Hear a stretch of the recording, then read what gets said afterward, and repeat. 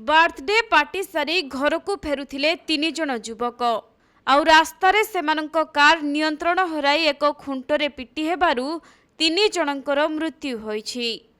तेबे नोएडार मयूर छकरे घटिछि एपरि मर्मन्तुद सड़क दुर्घटना घटिबा परे प्रथमे गुरुतर मानंकु उद्धार करा जाय स्थानीय हॉस्पिटल रे भर्ती करा जायथिला, किंतु डाक्टर सेठारे 3 जनंकु मृत घोषणा करथिले।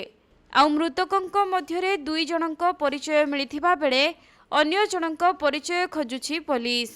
सेपटे स्थानीय लोकंक कहिबा अनुसारे दुर्घटना समय रे कार अनियंत्रित होई धक्का हेबा जोगु संपूर्ण क्षतिग्रस्त होईछि। आउ एही दुर्घटना समय रे कार रो स्पीड पाखापाखी 100 रु 120 किमी घंटा प्रति बेग रहिथिला।